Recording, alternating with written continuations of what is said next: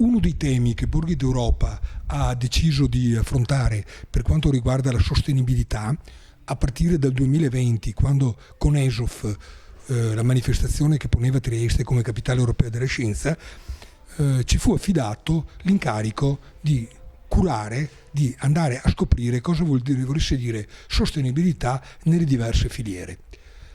Noi chiamammo questo progetto Eurosostenibilità perché ci pareva proprio il tema giusto per andare a indagare e soprattutto perché la parola Eurosostenibilità non diventasse una parola come qualità, no? Vi ricordate che c'era il periodo che anche quelli che producevano metanolo facevano qualità, non i vini? Lo dico per la nostra stessa di casa, la Paola, no? Nel senso che la parola qualità era diventato un refrain, tutti facevano qualità. Dopo, Dio mio, capire cosa volesse dire effettivamente, c'era chi si faceva il mazzo, lavorava bene, si sacrificava appassionatamente nel proprio lavoro e chi invece faceva qualità solo per raccontarlo a livello pubblicitario. Nel mondo delle piante, della floricoltura, il tema sostenibilità è un tema che uno dice: ma come nel verde, nei giardini, nelle situazioni c'è bisogno di parlare di sostenibilità? E come? Quali sono gli accorgimenti che a San Polo di Piave, nella tua azienda che ha ben 5.000 metri quadrati, quindi non è il buchetto, no, dove vendi qualche piantina, no, così, ma dove produci invece cultura sostenibile, cultura ambientale sostenibile, quali sono gli accorgimenti per applicare la sostenibilità a livello di come prepari, diciamo così, i fiori, nell'irrigazione, insomma. Parlaci, Federico. Si chiama Furlan Floricoltura ed è un fiore all'occhiello della nostra floricoltura veneta. Ti ringrazio, Giorgio, per le belle parole.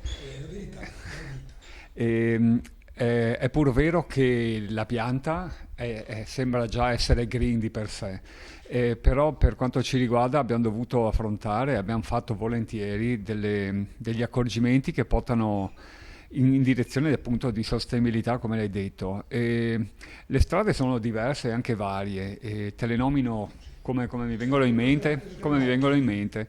E la prima che mi viene in mente è tipo: noi vendiamo piante di fiori che evidentemente hanno un vaso che è sempre stato in plastica, e in questo momento possiamo dire che stiamo cercando e quasi arrivando ad avere vasi in plastica 100% riciclabile e riciclata, e quindi un must anche per il cliente che lo porta a casa, che ha la tranquillità di avere in mente un vaso che ha fatto un percorso. C'è un aspetto poi che penso alla coltivazione che porta a dover usare in certi casi, speriamo sempre pochi, ma anche degli accorgimenti per combattere delle fisiopatie, e da un anno a questa parte applichiamo dei lanci, si chiamano così, di insetti, chiamiamo così, antagonisti, quindi Amblyseus cucumeris, me ne viene in mente uno contro i tripidi, e usiamo anche biostimolanti, limitando quasi del tutto o al massimo che è possibile l'uso di concimi chimici e prodotti fitosanitari. C'è un aspetto anche energetico, per cui è passato, ed è molto di attualità in questi giorni, ed è passato attraverso la coibentazione e l'uso di schermi termici per le serre di coltivazione, l'installazione di un impianto fotovoltaico per abbattere o almeno i consumi durante le ore diurne, e quindi questo ci permette un po' anche di rimanere sul mercato in maniera diversa.